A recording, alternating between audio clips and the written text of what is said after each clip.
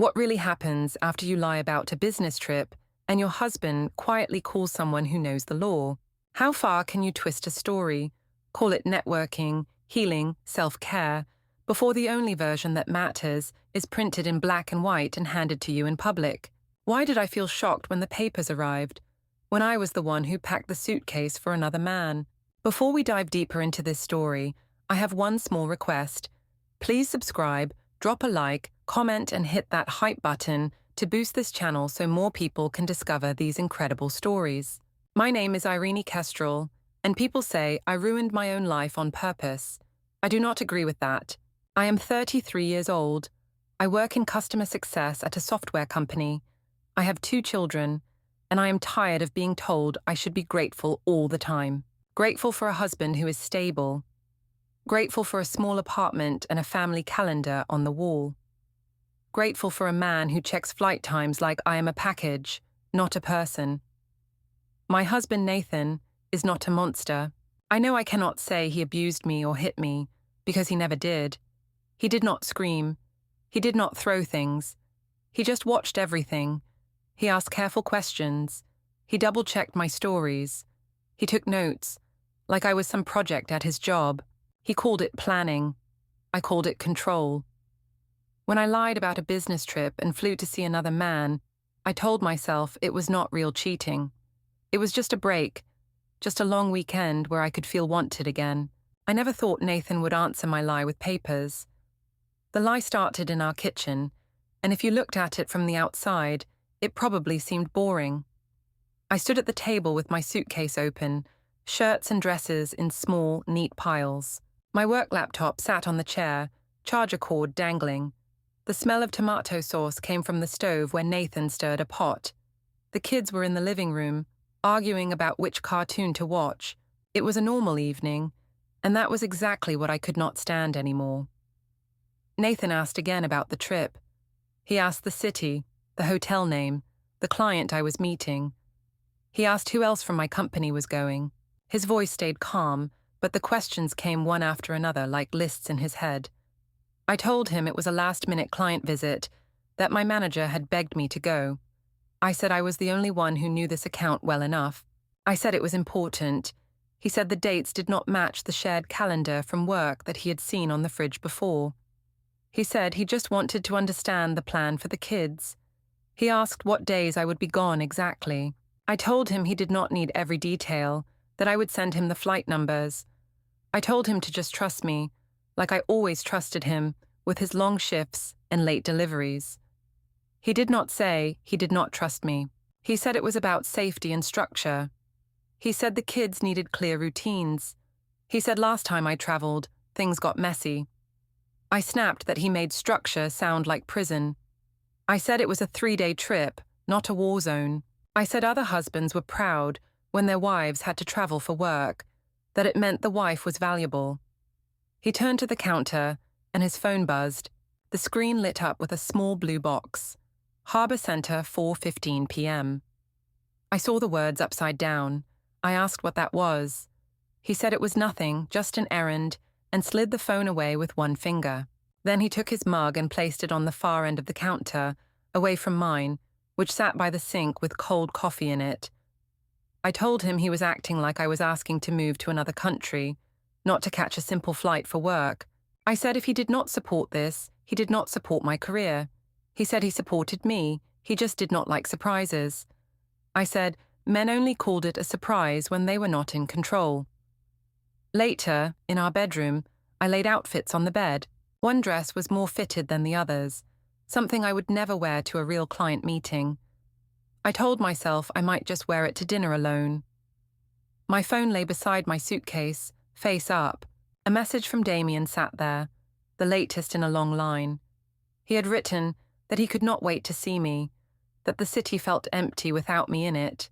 He had sent a picture of the hotel lobby, warm and golden. I told him I had almost cancelled because Nathan was being crazy. I said Nathan had checked my emails and looked at my work calendar. I said I was tired of being checked. Damien replied that Nathan sounded controlling and that I deserved a few days where nobody questioned me. I smiled, alone in the room, reading that. I still think I did deserve something.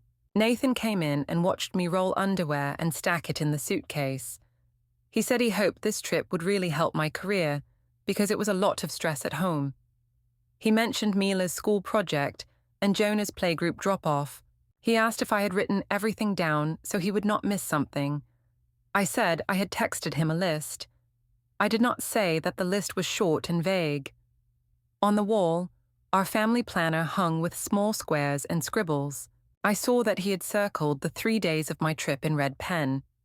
I laughed and said it looked like he was planning a crime scene. He said he just wanted to remember. He said he did not want the kids confused. I told him the kids would be fine, that kids were stronger than people thought, and that maybe it would be good for them to see that Mommy had a big job too. The next day at the office, the story grew legs. Our open plan floor buzzed with keyboards and quiet chat. Leah stopped by my desk and asked if I was ready for my days off.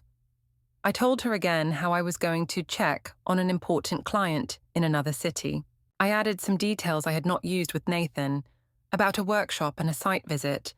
The more I said it, the realer it sounded. She frowned and said she thought the company had frozen travel, but she believed me when I said I was paying for it myself and combining business with personal development. I made it sound responsible. At lunch, I told a coworker that Nathan had almost begged me not to go. I said he had accused me of wanting a vacation without him.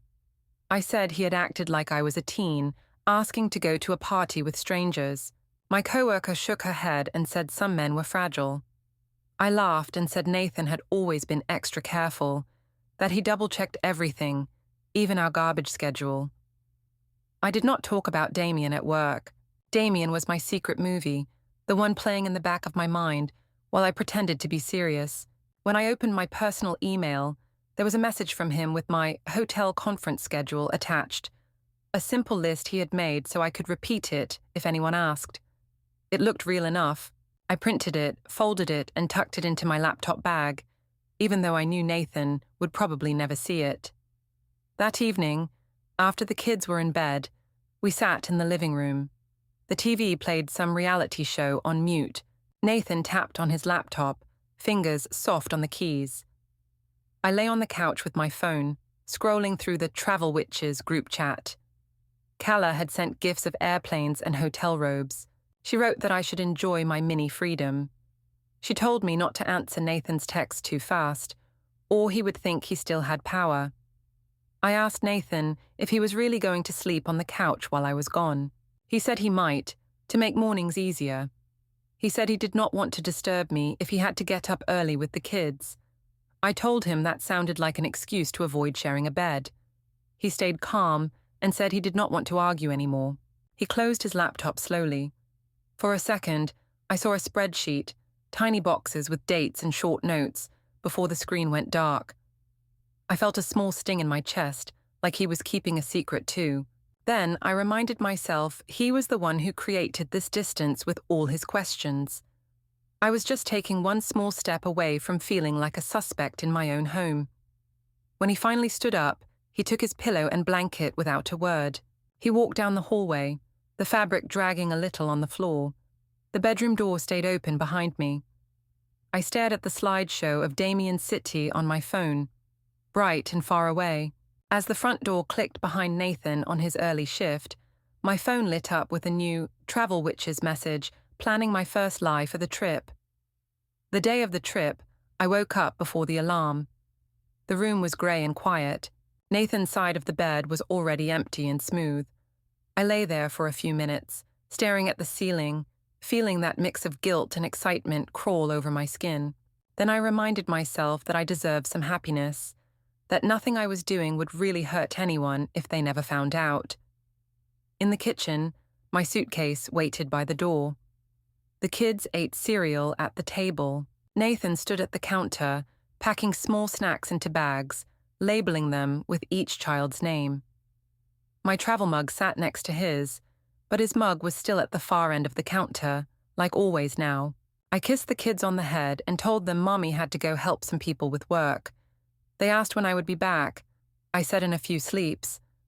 Nathan listened and said he had written their routines on the fridge, just to keep things clear. I rolled my eyes and said he loved lists more than people. On the way to the airport, he drove in silence for a while. The city passed in dull buildings and traffic. I scrolled through the travel witches chat. Kala had sent a picture of a cocktail, even though it was barely morning, and wrote that I should send updates the moment I saw Damien. They used his name freely there.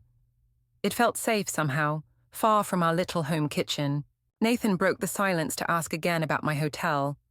He said he wanted the address in case of anything. He said he wanted to be able to reach me if there was an emergency with the kids. I told him I had already sent it. I had not. He said he could not find it. I said he must have deleted it, that it was not my fault if he did not know how to search his own messages. At the drop-off lane, he pulled up to the curb. He asked if he could see my boarding pass, just to check the gate. His tone was soft, not angry, which made it worse. I snapped that he was not my manager. I said I was not a teenager sneaking out. I shoved my suitcase handle up and told him to relax, that planes took off and landed every day without him checking. He watched me go into the building, his hands still on the steering wheel. Inside the airport, the air smelled like coffee and cleaning chemicals. I checked in at the self-service machine, printed my ticket, and walked toward security. My stomach flipped when I saw the city name printed on the boarding pass, the one Damien lived in, not the one I had told Nathan. It felt like holding a secret in my hand. I sent Nathan a photo of my laptop on my lap at the gate, making sure the screen showed a boring spreadsheet from work. I angled the camera so the big sign behind me, with the real city name, stayed outside the frame. He replied, asking why the departure time looked different on his app. I told him the airline had changed the schedule. I typed that he worried too much. I added a laughing emoji, just to soften it. While I waited to board, a girl nearby took a wide selfie with her friend, both of them grinning with coffee cups. I noticed, just for a second, that my body and the gate sign were blurred in the background. I thought about stepping aside, then told myself thousands of such photos existed and no one would care. On the plane, I switched my phone to airplane mode and leaned back. The engines hummed. I opened the Travel Witches chat again. I told them Nathan had tried to check my boarding pass. They wrote that he sounded like a prison guard.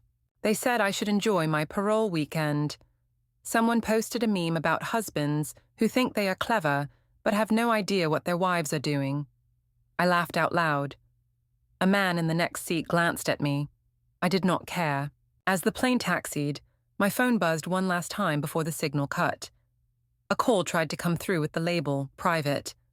I stared at it until it stopped. I told myself it was Nathan calling from his work line, or maybe Leah checking on my travel, and I let it go to missed calls. I turned my phone off and leaned my head against the window, feeling a strange freedom in the small, vibrating space. When I landed, the world felt different, even though it was just another city. The airport here smelled of roasted nuts and perfume. I collected my small bag, retouched my makeup in the restroom, and stepped out to the arrivals area. Damien stood there, hands in his pockets, smiling like this was some scene in a romantic movie. He looked exactly how I remembered, easy, relaxed, with that way of seeing only me in a crowded place. He walked toward me and hugged me longer than was normal for just friends. He said it had been too long. I said I needed this break more than he knew. I told him Nathan had almost cried at the idea of me leaving. He laughed and said Nathan sounded controlling. He said a grown woman did not need permission to go anywhere. I let his words sink in like approval. We took a taxi to the boutique hotel he had picked. The lobby was warm, with soft lights and big plants. The receptionist asked if we were part of the conference group. I jumped in and said yes, that I was here for training. Damien smirked, watching me lie so easily. He checked us in, said he would show me the city between sessions.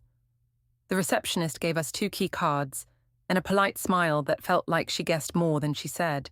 Upstairs, in the room, I took pictures of my laptop on the desk, my notebook open, a water bottle beside it.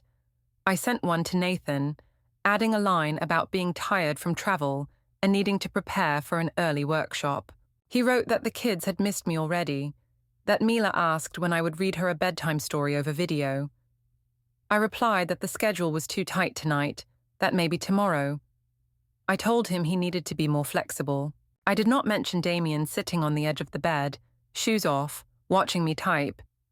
I also sent a different set of pictures to the Travel Witches chat. These were cropped to show only parts of the room. The soft headboard, the city view, a plate from room service that clearly had 2 sets of cutlery. They sent heart eyes and said the place looked expensive. Calla asked if Damien was as handsome as ever. I said he looked better in this city light. That night, when Nathan called, I stood by the window so none of the hotel branding would be visible behind me.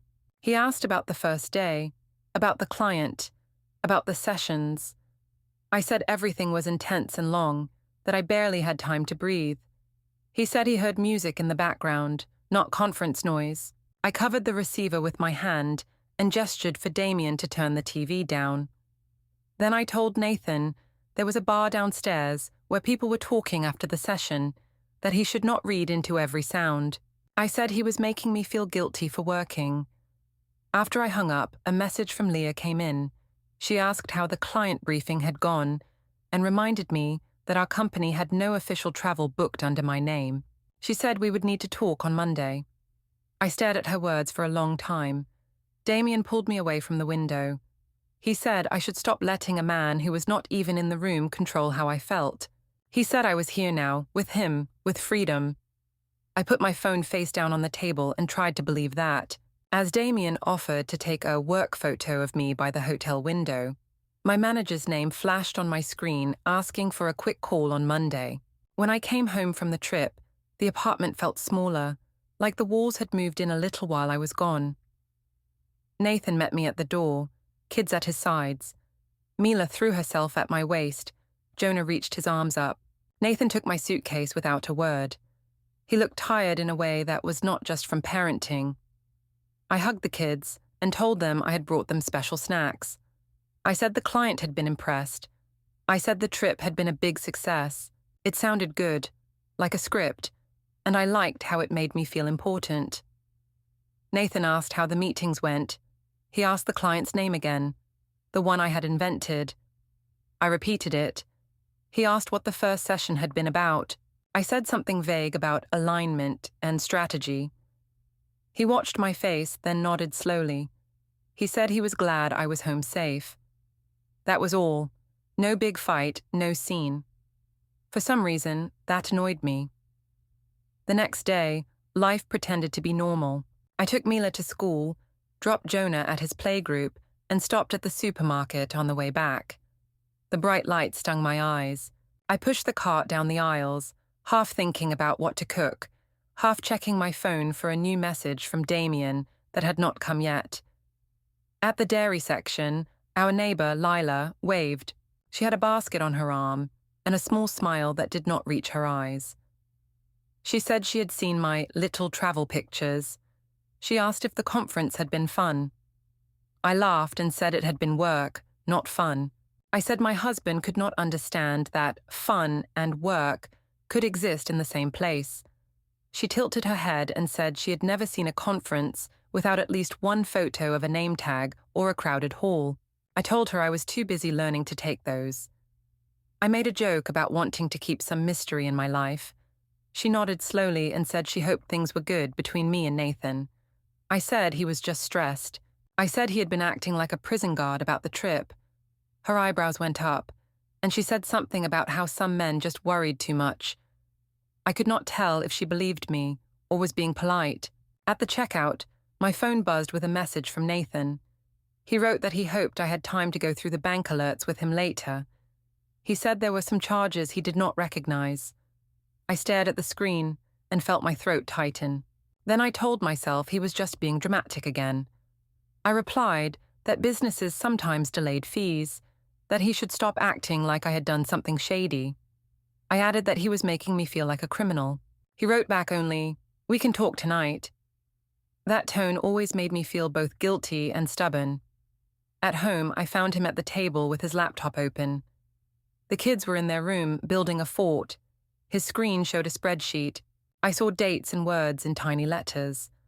One row had the name of Damien's city, which I had never said out loud to him, only mentioned as out of town. I asked what he was doing. He said he was tracking spending and schedules since things had been confused. I snapped that nobody needed a spreadsheet to live. I said he was trying to catch me in a lie. He said he just wanted facts, so he would not feel crazy. That night, I decided I needed air. Calla had been pushing for a girls' night. She said we needed to celebrate my escape. I messaged her and said I was in. She sent 3 fire emojis and told me to wear something that did not say tired mom. I told Nathan we were going out. He asked who would watch the kids. I said he would, obviously. I said he owed me a break after making such a big deal about one little trip. He did not argue. He just nodded and wrote something in a small notebook by his elbow, like a boring clerk. That irritated me more than any shout could have.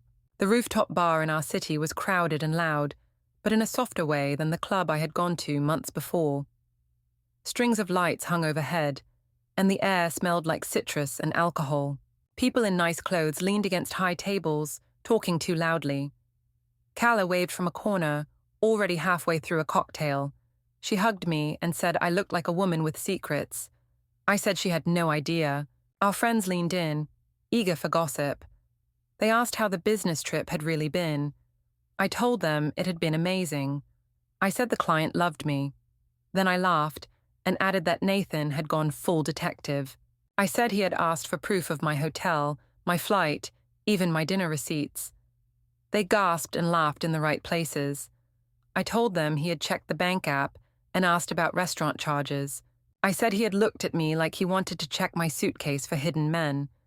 They called him insecure, controlling, obsessed.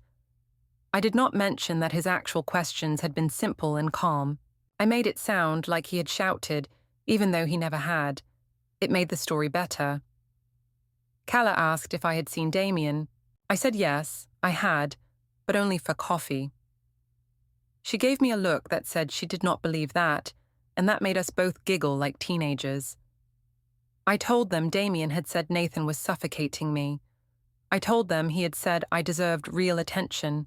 Someone raised a brow and asked if I felt guilty. I said something like, if he was going to treat me like a suspect, he might as well be right. They howled at that, thinking it was a joke. I ordered another drink, feeling more and more like the main character in a story where I was clever and brave.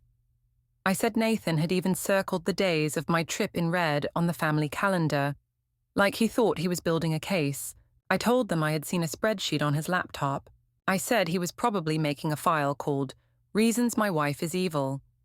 They laughed, but one friend, quieter than the others, looked uneasy and asked if I was sure he would not actually do something.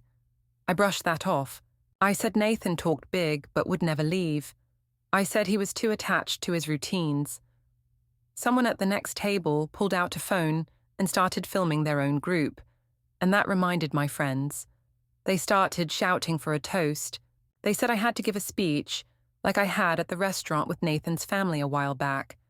They clanged their glasses on the table, chanting my name, calling me Queen of the Business Trip. I stood up, the city lights shining behind me. The breeze played with my hair. For a second I thought about Nathan at home, probably cleaning up toys and washing dishes, writing something else in his neat little rows. Then the thought slipped away under the warmth of the alcohol and the attention.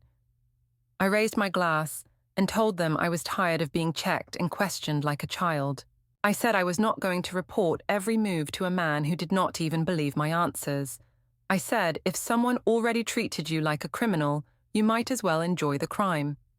They roared with laughter, slapping the table. Calla almost spilled her drink. As I spoke, I noticed one of the girls across from me, Liv, lifting her phone. The small light near the top blinked on. She angled it carefully, making sure my face, my raised glass, and a bit of the city skyline were all in the frame. I did not tell her to stop. I tilted my head and smiled wider, letting the words hang.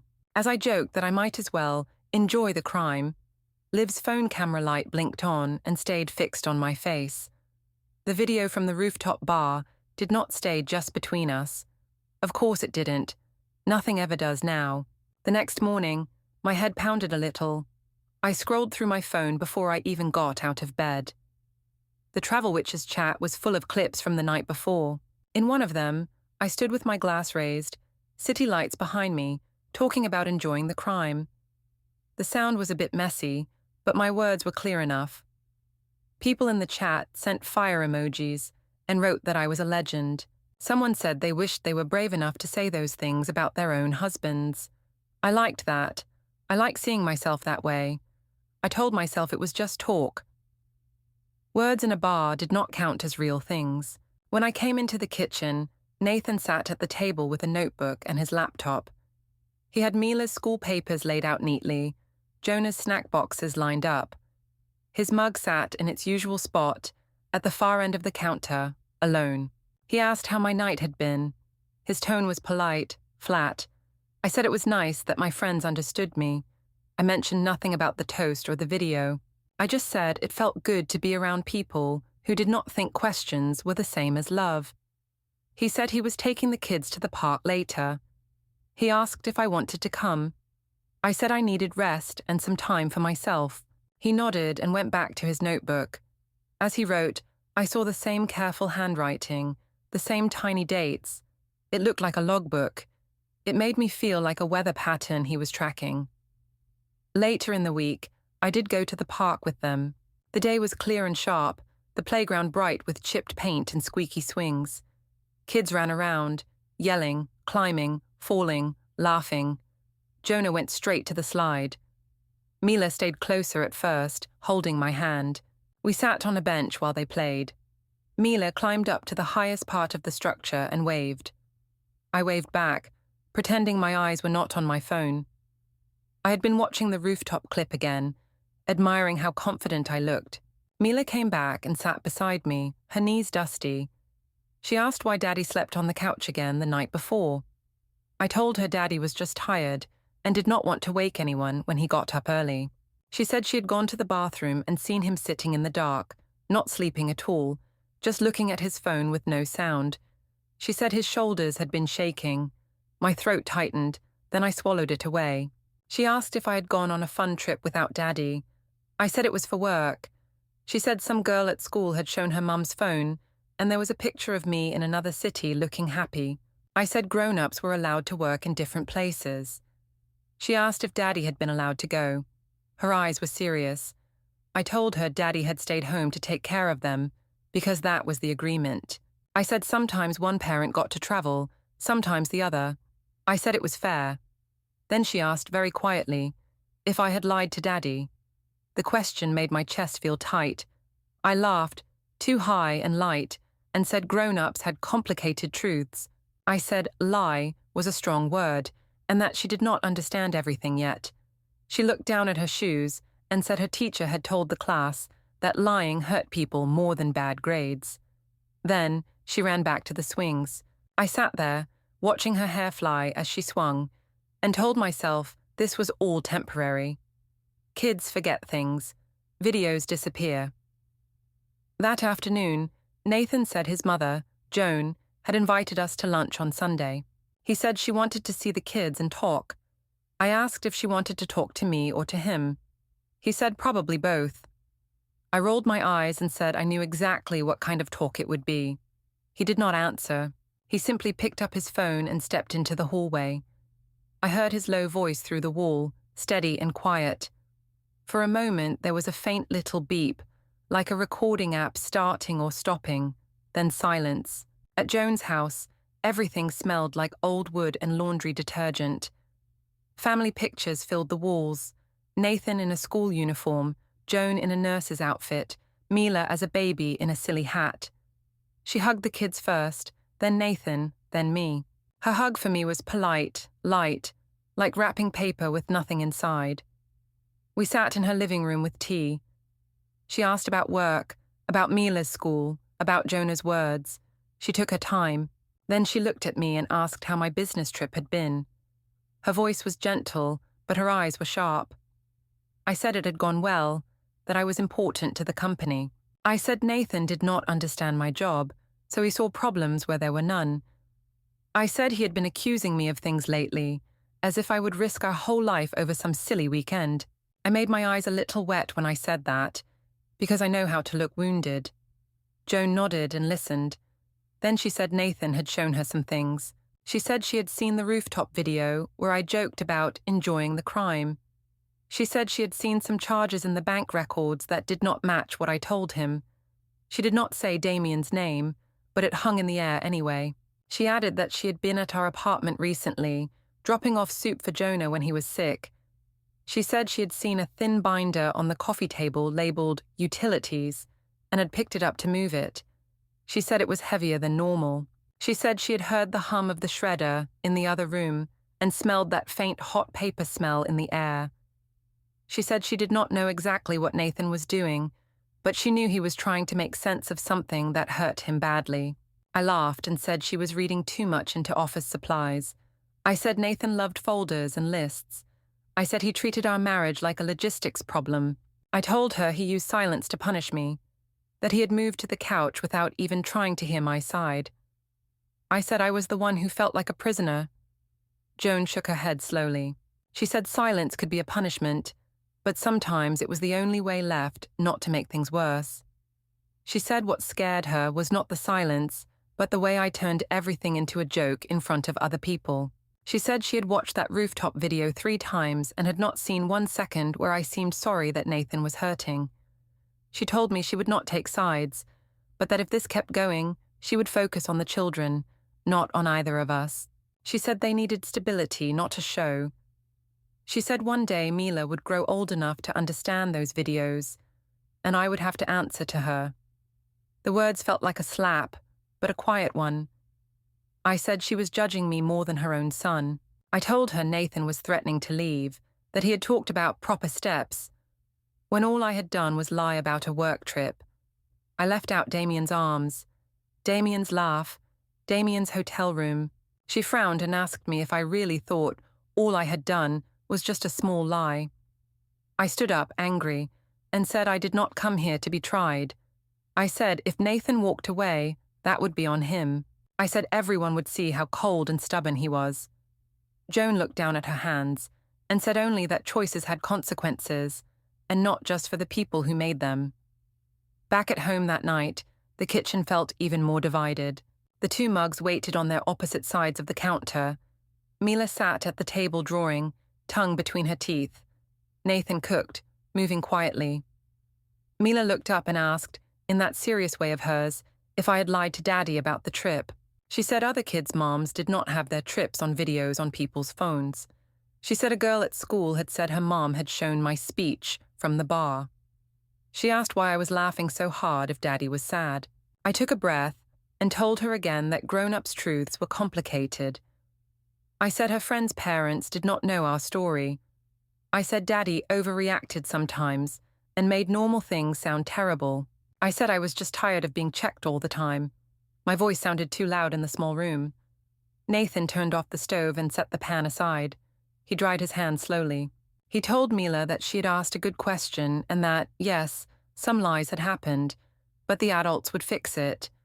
He said she did not have to choose sides. He said he and Mommy had decisions to make.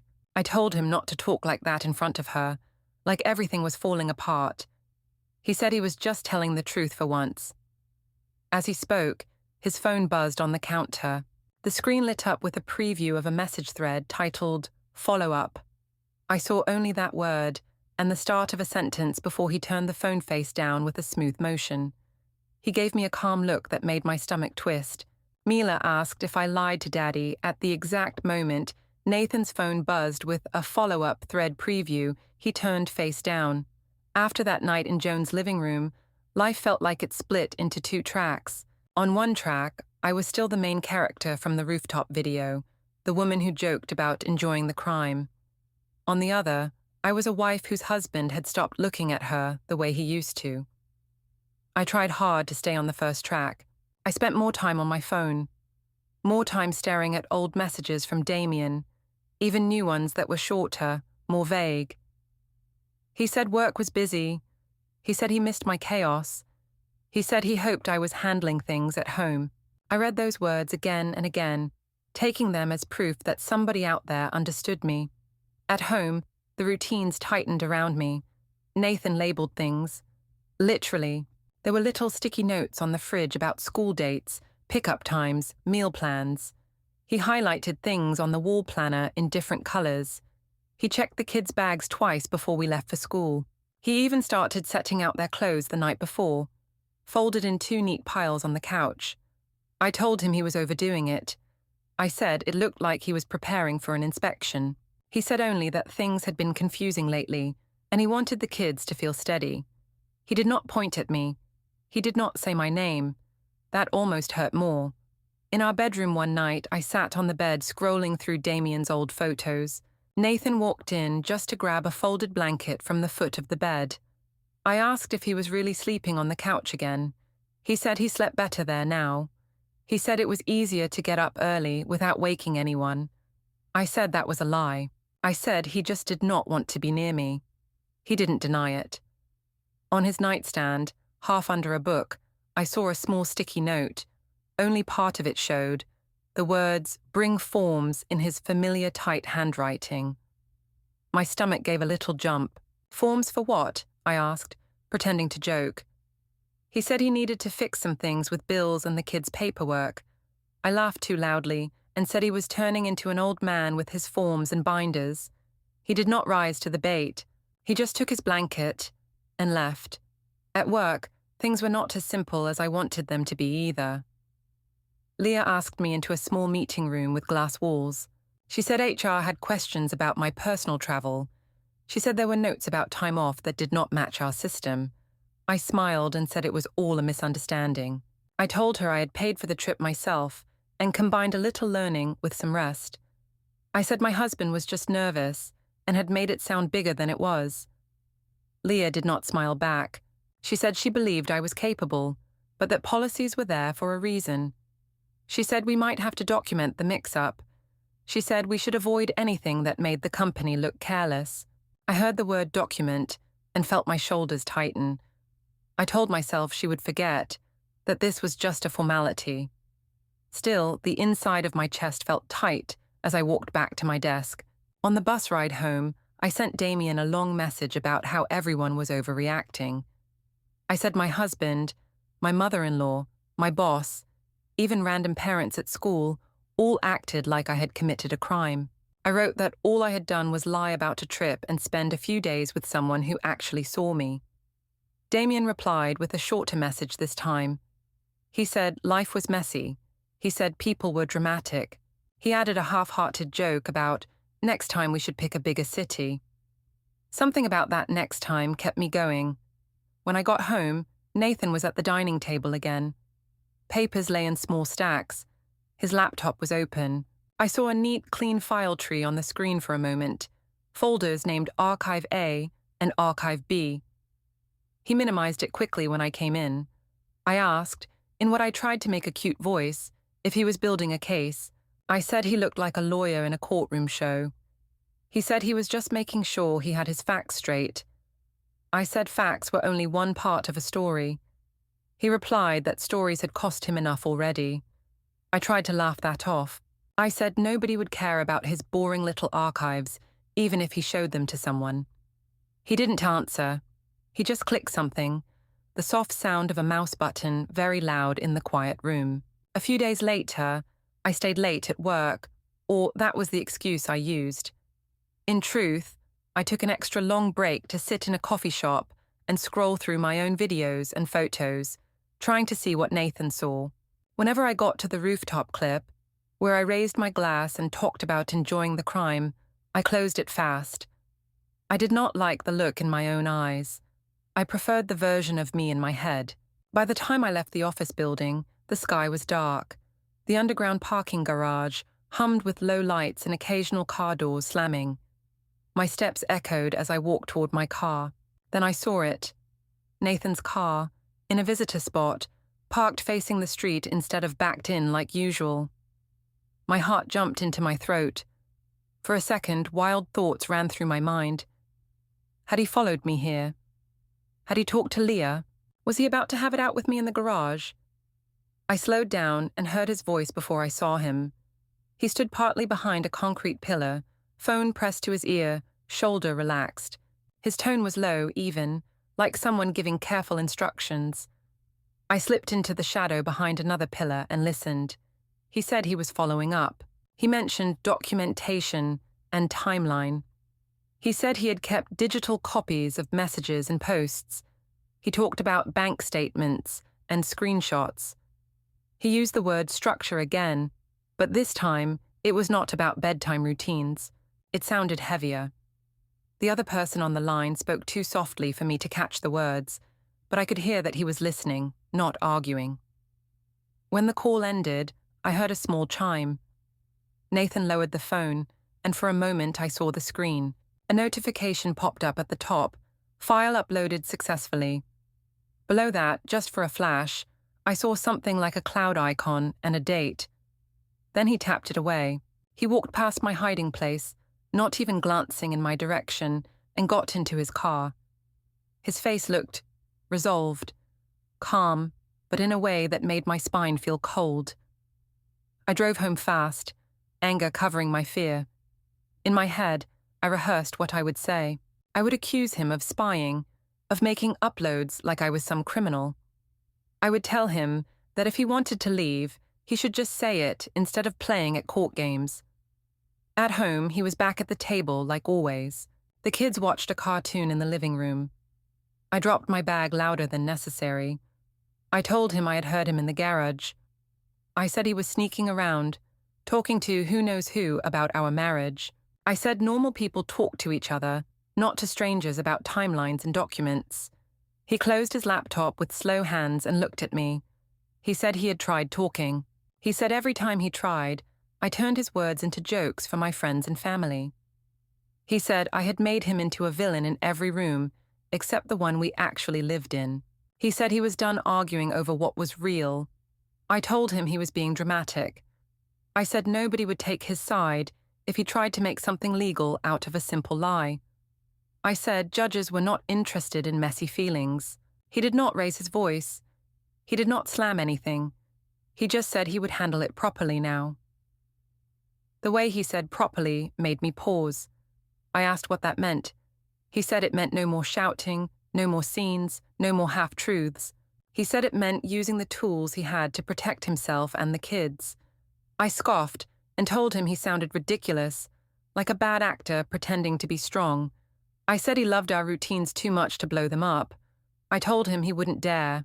He looked at me like he was seeing someone he used to know. Then he stood up.